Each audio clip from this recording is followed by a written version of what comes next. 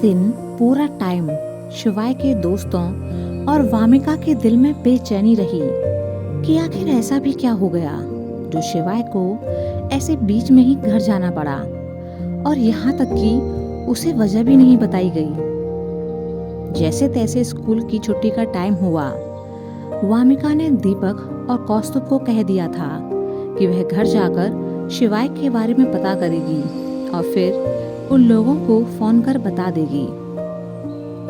वामिका जल्दी से अपने घर पहुंची और वहां साइकिल खड़ी कर तेज कदमों से शिवाय के घर की तरफ चल दी, लेकिन वहां लगा ताला देखकर वह दंग रह गई। वामिका अब लौटकर वापस अपने घर गई और कोमल जी से शिवाय के बारे में पूछा। यह सुनकर कोमल जी का उतरा चेहरा और भी उदास हो गया था। वामिका, माँ बताइए ना, आखिर हुआ क्या है? शिवाय और दुर्गा आंटी कहाँ हैं? कोमल जी, मुझे ज्यादा नहीं पता बेटा, लेकिन सुना है कि विभोर जी की तबीयत एकदम से बहुत खराब हो गई है। सुनने में आया है कि उन्हें हार्ट अटैक पड़ा है। दोनों माँ बेटे बेंगलुरु गए हैं। वामिका को यह सुनकर टेंशन होने लगी। अब कैसे हैं अंकल? कोमल जी, पता नहीं, अभी तक तो कुछ भी पता नहीं चला है। मैंने तुम्हारे पापा को बोल दिया है। उन्होंने 2 बार फोन भी ट्राई कर लिया है, पर वो कह रहे हैं कि कोई फोन नहीं उठा रहा। तो एक काम कर, शिवाय को फोन कर पूछ, क्या पता उससे कुछ पता चल जाए। वामिका को उनका आइडिया सही लगा। उसने जल्दी से अपना फोन उठाकर शिवाय के पर्सनल नंबर पर कॉल किया, पर दूसरी तरफ से सिर्फ रिंग जा रही थी। कई बार ट्राई करने के बाद भी शिवाय ने फोन नहीं उठाया। उसकी इस अनदेखी से रैना को और टेंशन होने लगी कि वहां सब कुछ ठीक है भी या नहीं। वामिका ने देर रात तक इंतजार किया कि शिवाय की तरफ से कोई अपडेट मिले, पर कुछ भी खबर नहीं थी। उसके पापा अमर जी ने भी विभोर जी और दुर्गा जी को कांटेक्ट करने की कोशिश की, लेकिन कोई फायदा नहीं हुआ। दीपक और कौस्तुभ ने वामिका को फोन कर शिवाय का हालचाल जानना चाहा, क्योंकि वो तो फोन उठा नहीं रहा था, पर शायद पड़ोसी होने की वजह से वामिका को कुछ पता हो, इस उम्मीद से उन्होंने उसे कॉल की। लेकिन उसे खुद ही कुछ नहीं पता था, तो वो उन्हें क्या बताती? और जितना कुछ उसे मालूम था वो ऑलरेडी शाम को ही उन्हें बता चुकी थी। इस बात को लगभग 4.5 साल गुजर गए थे। वामिका का अब नए शहर दिल्ली में पोस्ट ग्रेजुएशन में एडमिशन हो चुका था। वह अपनी जिंदगी में आगे बढ़ चुकी थी। उसके कई दोस्त भी बन चुके थे, और सबसे बड़ी बात कि उसकी 2 महीने पहले ही शिशिर से सगाई हो चुकी थी। दरअसल शिशिर उसके पापा के सीनियर अधिकारी का बेटा था। एक दिन उसके घर वाले अचानक से उसका रिश्ता लेकर वामिका के घर आ धमके। लड़का अच्छा था और अब इंजीनियर था। घर परिवार भी अच्छा था, और सबसे बड़ी बात, अमर जी शिशिर के पापा मुकेश जी को जानते थे कि वो अच्छे इंसान हैं। उन्होंने अमर जी से वादा भी किया था कि वामिका अपनी पढ़ाई पूरी कर सकती है, और दिल्ली में ही कई कोचिंग सेंटर हैं, तो वहाँ से किसी भी एग्ज़ाम की कोचिंग आराम से हो सकती है। अमर जी का ट्रांसफ़र दूसरे शहर में हो गया था, और रैना यहाँ हॉस्टल में रहती थी।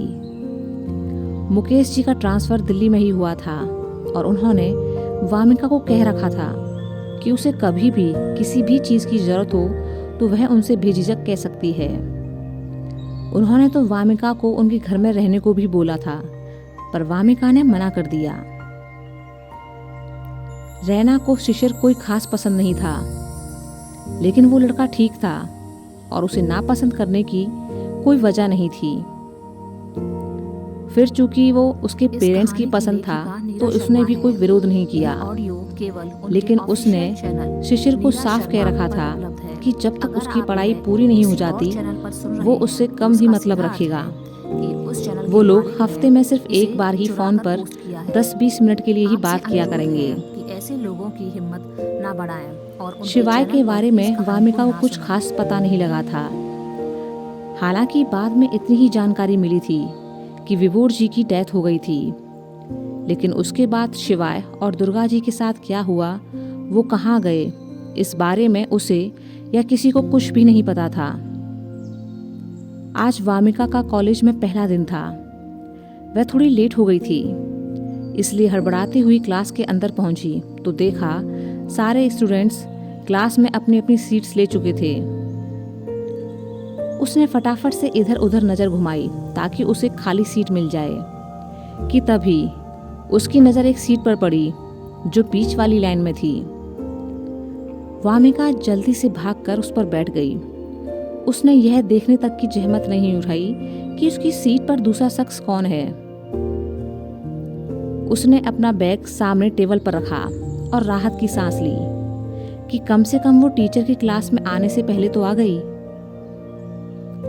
उसे ध्यान आया कि उसके बगल में कोई बैठा है। उसने उसकी तरफ चेहरा घुमाया तो हैरान रह गई, क्योंकि उसके सामने कोई और नहीं बल्कि शिवाय था। उसका चेहरा पहले से थोड़ा मैच्योर हो गया था, लेकिन वह अभी भी पहले जैसा ही हैंडसम लगता था, या कह सकते हैं कि उससे भी ज्यादा। गंभीर स्वभाव का तो वो पहले ही था, तो अब भी एकदम वैसा ही नजर आ रहा था। वामिका पल भर के लिए तो कुछ बोल ही नहीं पाई, लेकिन उसने अपने को संभाला और शिवाय से बोली, तुम यहाँ? शिवाय, जो अब तक किसी सोच में डूबा हुआ था, ने चेहरा घुमाकर वामिका की तरफ देखा तो दंग रह गया। वामिका, ये तुम हो? वामिका खुश होकर उसके गले लग गई। यार, कहाँ थे तुम? तुम्हें पता भी है कि कितना मिस किया था तुम्हें मैंने। मैं तो हमेशा सोचती थी कि पता नहीं कभी तुमसे मिलना हो पाएगा भी या नहीं, पर देखो फाइनली तुम आज मिल ही गए। अपने दोस्तों की याद नहीं आई तुम्हें कभी? शिवाय का ध्यान अब बाकी सभी स्टूडेंट्स पर गया। वो सभी हैरान से उन दोनों को देख रहे थे। शिवाय ने धीरे से वामिका से कहा, ये क्या कर रही हो तुम? सभी देख रहे हैं।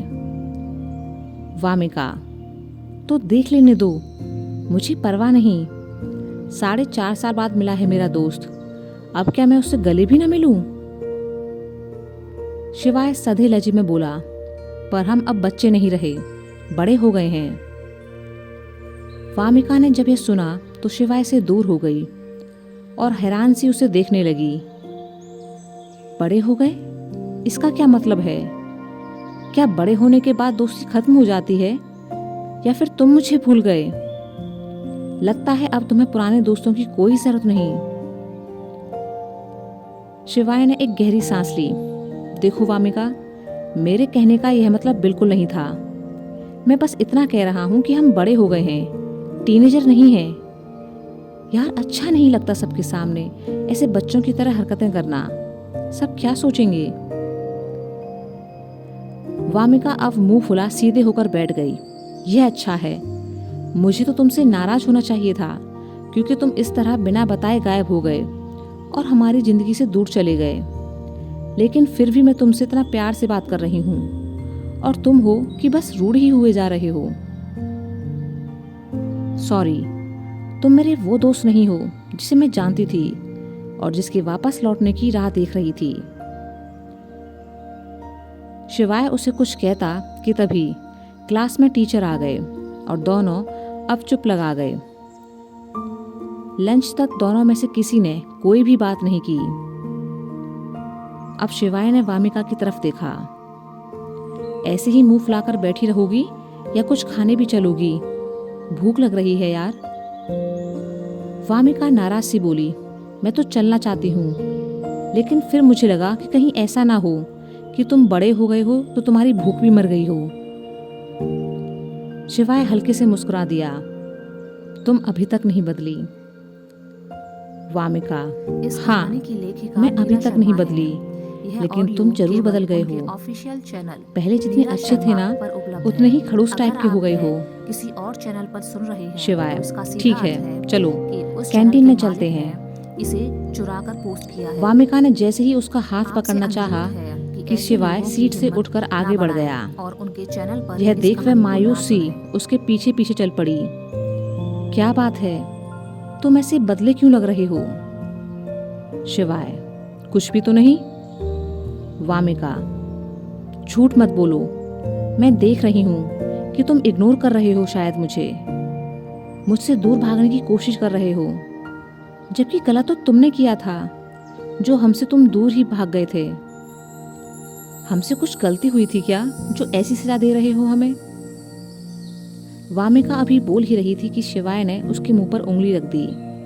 पहले खाना खा लें, शिकायत तो होती रहेगी। वामिका चुप लगा गई। दोनों कैंटीन पहुंच एक टेबल पर बैठ गए। थोड़ी देर बाद शिवाय दोनों के लिए लंच ले आया। शिवाय और वामिका अब चुपचाप अपना खाना खाने लगे। कुछ देर बाद शिवाय ने ही चुप्पी तोड़ी। अच्छा बताओ, मेरे जाने के बाद वहाँ स्कूल में क्या क्या हुआ, और तुम दिल्ली में कैसे? अंकल आंटी कैसे हैं? कहाँ रहती हो तुम? वामिका ने उसकी तरफ देखा और बोली, मैं यहाँ अकेली रहती हूँ, हॉस्टल में। इन 4.5 साल में बहुत कुछ हुआ है शिवाय, लेकिन तुम थे ही नहीं जिसके साथ मैं सब कुछ शेयर कर सकूं। तुमने तो अपने सारे ही पुराने नंबर बंद कर दिए थे। शिवाय चुप लगा गया। वामिका जानना चाहती थी कि उसके व्यवहार में बदलाव की वजह क्या है।